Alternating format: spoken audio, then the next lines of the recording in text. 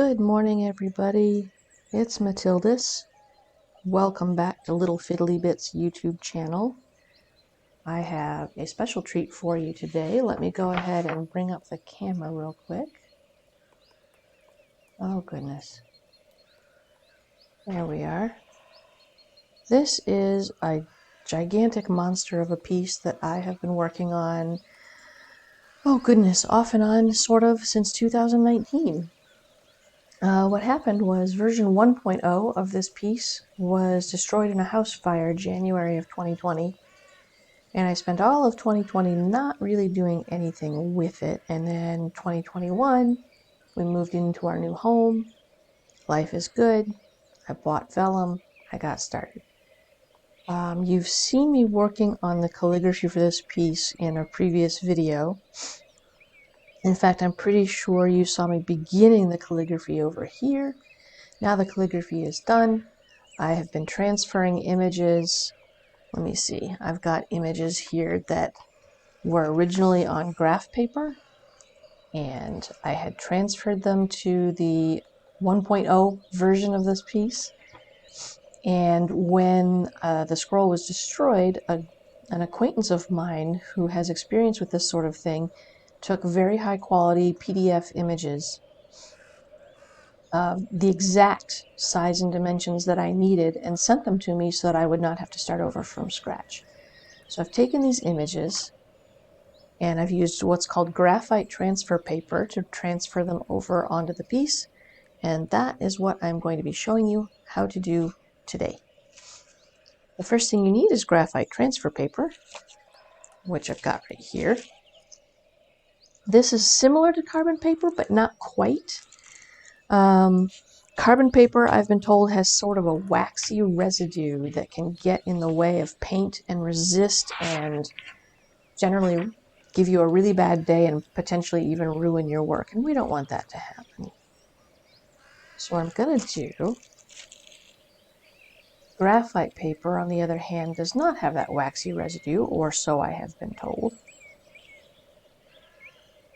This is just blue painter's tape. I've experimented with it a little bit and it behaves quite well. It comes up from the vellum without tearing the vellum.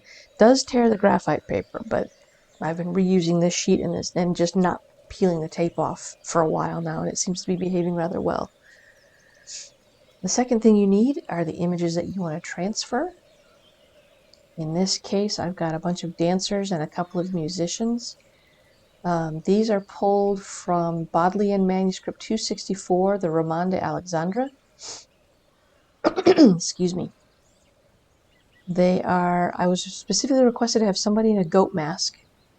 And there's a page in the manuscript where these dancers are, and the women are all in gowns, and the men are either all animals, as evidenced by their paws, or they're wearing masks of some sort. And I thought that was really cute and perfect for what we wanted.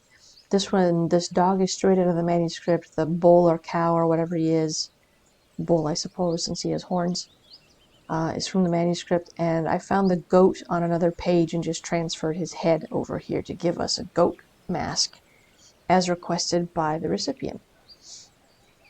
Now the trick is getting these lined up just so, and then taping them down, and for that I'm going to need my blue painter's tape again. I am somewhat eyeballing where these go. What I really should do is measure with my ruler. I have a ruler around here somewhere. Here we are. Standard ruler. And this is about 5/8 of an inch down from the bottom of my text column. 5/8 here. We want it to be 5/8 here, and it is. Go me, I eyeballed that pretty well. So 5/8 here, and when I do this column over here, it'll be 5/8 again as well. I just need to remember that. For now, however, what I'm doing is visually lining up the edge of the paper with the edge of the column. If you look, these dancers are sort of floating in space. In the original illustration, there's a bar that they are standing on, dancing on, playing on. and it comes down from the left column. It has some flowers and fiddly bits and curls around and comes underneath and comes off the end and curls over here. And that was something I wanted to freehand after. For now, I just want to get this image in place properly. And then I'll be ready to start transferring. So we'll get this here. Lean in. You're probably going to see the top of my head under this camera before too much longer. It's almost a trademark of my videos that I stick my head under the camera, but it does what I need to do.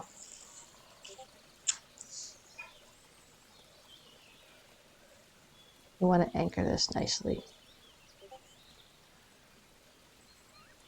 There we are. And then, since this is a black and white image, the first time I did this in 2019, I used a pencil to trace everything.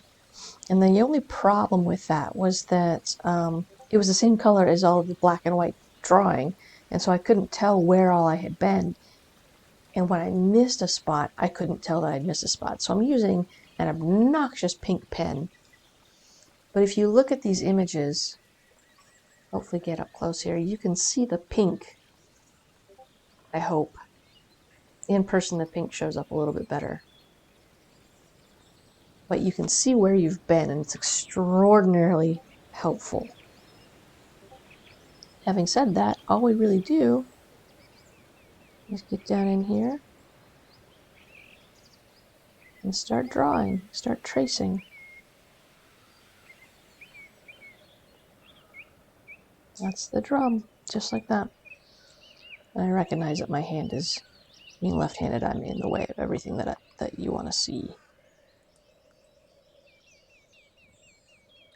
You don't have to press terribly hard. In fact, if you do, you get a very dark mark that can be difficult to paint over or erase.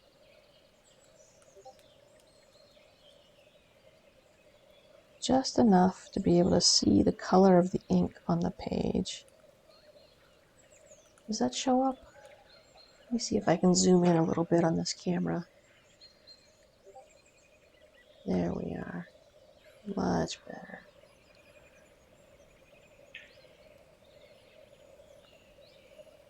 Also, since the last time we did this, I've gotten a new camera arm that is much better for adjusting the camera while I'm working.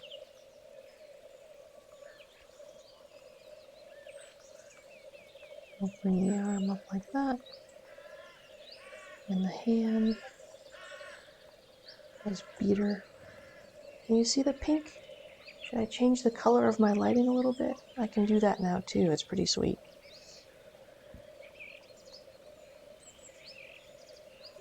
Now this here is the tail of this gentleman's hood, tucked into his belt in the back.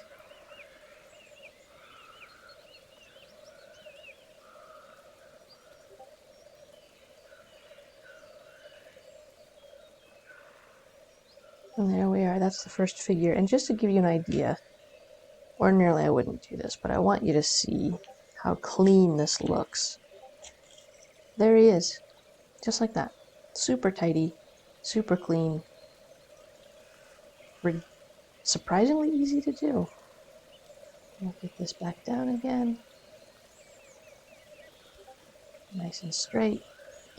I didn't used to tape before because I was worried about it sticking to the vellum, but A, it works just fine, and B, I had a really difficult time with things sliding around and stuff not quite lining up. I would have part of a horse here, and then his legs would be off slightly from the body, and it didn't work out very well.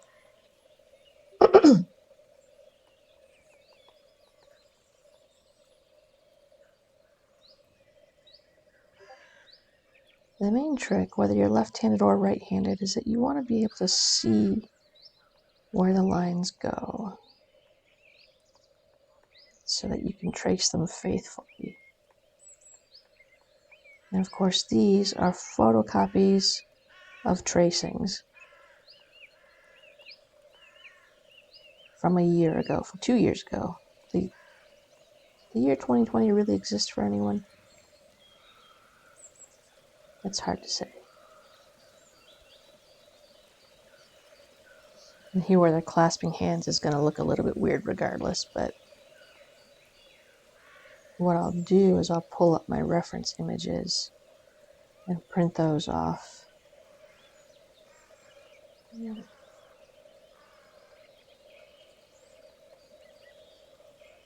I'll print off the reference images and have those to look at to get a closer look at how the hands should go.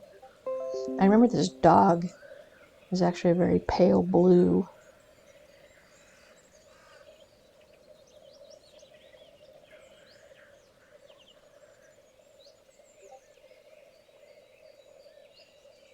He looks generally just sort of dopey, but I like him.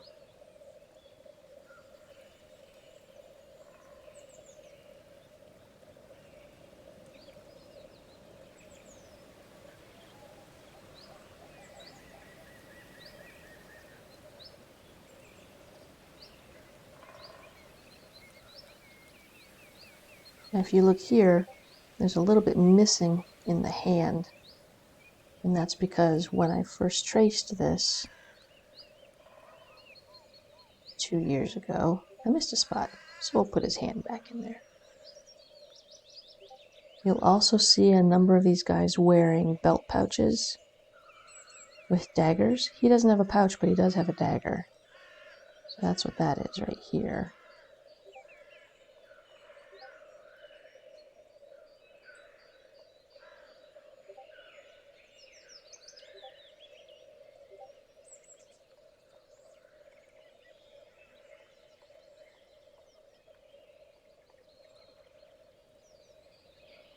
And this is going to be another sort of Bob Ross moment where I'm just working and not talking very much. We're just working our way across. For me, right to left because I'm left-handed and that's how that works for me. But for you, anytime you want to try this, do it whatever way works best for you.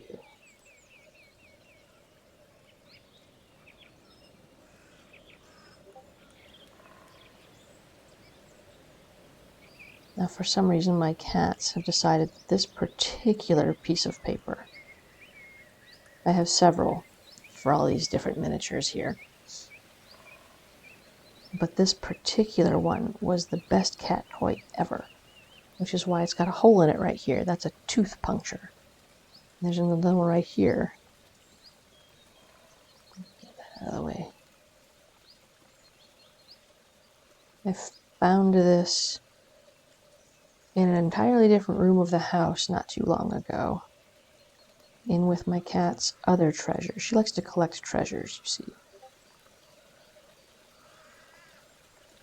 I don't know why. She just is a treasure collecting kitty.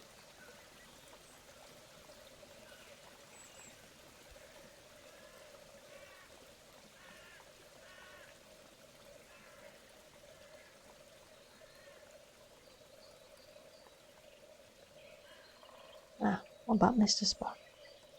And that, again, is why it's wonderful to have a pink pen or a red pen or even a blue pen would work, so that you can see where you've been and, more importantly, see where you have not yet been.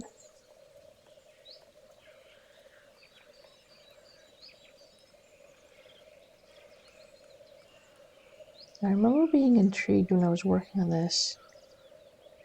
Many of the arms are just gentle curves rather than sharp bends. I mean, there's an elbow here, of course, but if you look at this, or even this is not a very sharp bend. Very few of these have obvious elbows, and I thought that was interesting.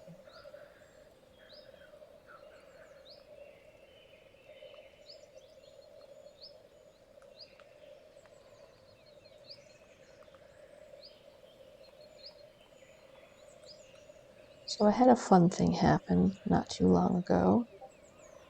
The medieval reenactment society that I'm part of, the Society for Creative Anachronism, were divided up into multi-state kingdoms. Well, sometimes they're multi-state. Mine is multi-state. Depends on population. But my kingdom recently held an event called the Royal University of the Midrealm. And it's a full day of nothing but classes. And you can find anything under the sun, anything from fighting techniques from medieval manuals of instruction to board games that were played in the Roman era, all the way up to they found some in the stones of Hadrian's Wall.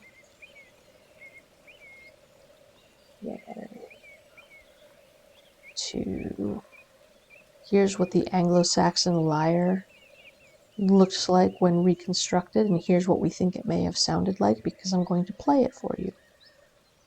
Just phenomenal, phenomenal subject material. Such a wide range. I absolutely love attending university events. And for the very first time, I actually taught at this university event, which was held just a week or so ago. And I got fantastic feedback. People really enjoyed my classes, which was just a huge ego boost and a relief to hear, honestly. But some of the feedback I got was that it was very difficult for people to understand what I was talking about because I wasn't demonstrating what I was doing. And you know, fair, makes perfect sense. Scribble stuff like this is quite possibly one of the only things you can do that's actually easier to do in virtual video format than it is to do in person. I'm not able to say, all right, everybody gather around the table and just have everybody crowd around and watch me do a thing. And if the room doesn't have, for example, a dry erase board or an easel, I can't demo large scale where everybody can see. But if you give me a camera rig like this and my phone, and a means for other people to watch what I'm doing, whether it's a projector or a Zoom class or what have you, I can demo this and I can zoom in and people can see exactly what I'm talking about. And it's really, really helpful. I say all this because the class that I taught, people did specifically request more demonstrative examples of what I was talking about, and I am going to do my level best to record something along those lines within the next couple days or so. And I'm going to post it to the university YouTube channel. We're all medievalists, but we have our own YouTube channel because, you know, that's a period thing to have. But whatever. Accessibility is important. Accessibility is important. Keeping up with the times is important. I remember there was a long period where I was unable to participate in the SCA because I was the parent of a small child and it didn't work well. And with something like this, it's a lot easier for people to participate who otherwise would not have been able to.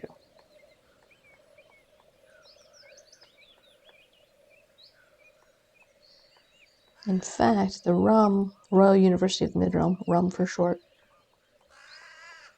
had over 70 classes, and 8 of them were taught virtually, specifically for the sake of inclusivity for people who would not otherwise have been able to attend. And that was a hugely popular choice, one that I'm really glad that they made.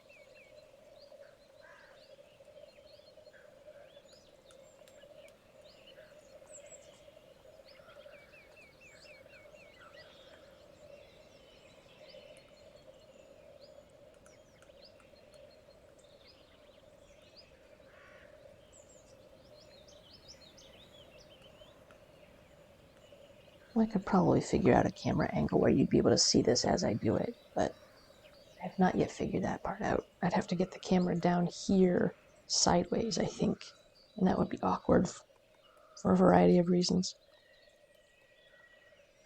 Here's the last of my dancers, I think. Now I just have this lute player. What a lively fellow.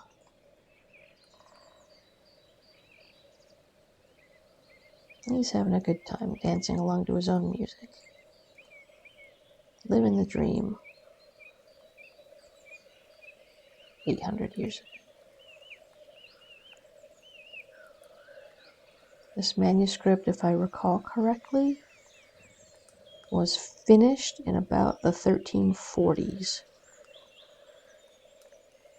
It took about a year or so to write, and then another 5 years to illustrate. Somebody working full-time would have done that. Not necessarily a monk. I would have to look and see. But given that this is a secular story about the legendary life and times of Alexander the Great, his adventures, his travels, wacky things he is claimed to have done.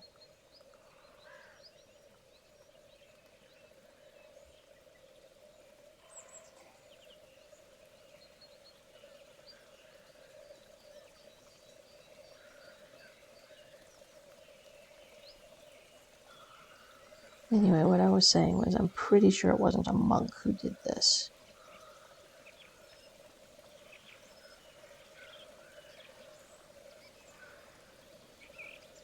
I'm pretty sure we know the name of the person who illustrated it. They signed it in the back. Looks like I have everything. I'm just going to double check one last time. Of course, a really easy way to double check that is to just peel this up.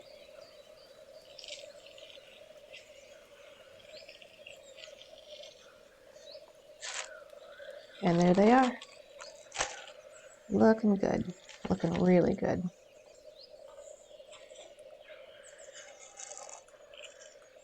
Where the tape was here, the marks have come through a little fainter, but I can go back in with my pencil, not my obnoxious pen. I can go back in and darken those, clarify them, sharpen them up a little bit. But there it is. I've got a row of dancers. I only have one thing left to do on this entire piece as far as transferring goes. And that is 2 separate images here. We've got a young boy practicing jousting against a seated knight, and then 2 squires sparring or practicing. They're not in armor. Their shields are small. They're practicing. And then this is the coat of arms of the person who's going to be receiving this piece. Unlike a great many of the pieces that I work on, this one is not a surprise. He knows it's coming. It's been 5 years in the making. He commissioned someone else who was unable to, for whatever reason, to complete it. And so he turned to me as his second choice. And I've been plugging along now since 2019. He's been very gracious and very patient with everything that's happened. But yeah, there we are. That is how transferring images works. This graphite transfer paper, make sure that it is not carbon paper. Graphite transfer paper. I'm told it comes in several different colors, actually, but I would want to test those carefully before finding out. You would hate to put something down that was, oh, I'll use red, it'll look great, and then it turns out to be waxy. That would be awful. Ruin your work. So test that if you want to try the other colors, but the black here is just graphite. You can find them at a craft store.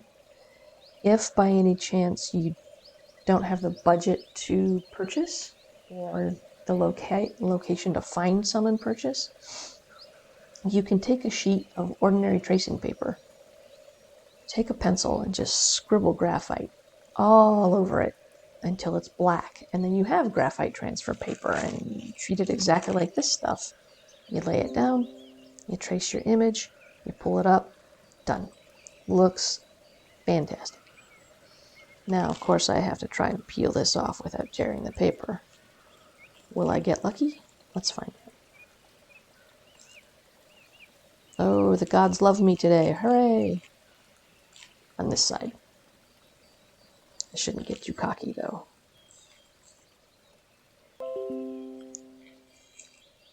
There we are. That is the 4th of 5 images completely transferred. I'm really excited. Once I get these all transferred, I will be Let me zoom out a bit so you can see more again. There we are.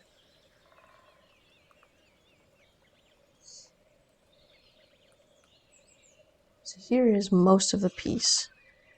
I'll shift it a little bit if I can here. I've got these capitals that I need to fill in. I've got initials here, and they're going to have bits that come off them and fill up. Not fill, but take up some space here in the border, like a leafy bit that comes down, maybe a bird hanging onto the vine, leafy bit here, little stuff that comes off the corners of the miniatures, etc., etc. Fill up the columns.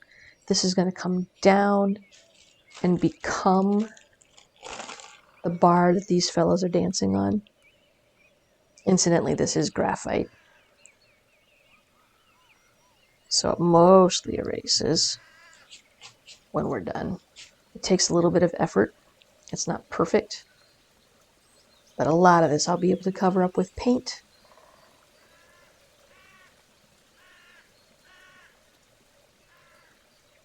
And worst case scenario, vellum is very amenable to scraping, so I should be able to take this and just take an X-Acto knife and scrape away the layer that has the markings on it that I don't want. I'm not too worried at this stage. This is the stage where we put all the marks on the paper. We can take them off again later. Get this out of the way.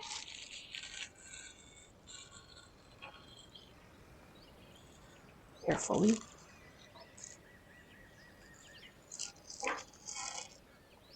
And that is that for that. Like I said, I just have one more to put on. Over here, 5/8 inch down. Look like that. This bar will come across this way.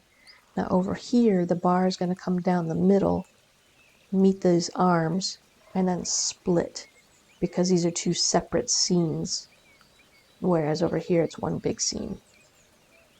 That gives you an idea of what I'm doing. That's where I'm at. This is a relatively short video because it was relatively successful. Thanks everybody for watching, and like I said, I'll catch you in a little bit with a video on making ridiculously easy flowers for border illustrations. Talk to you next time.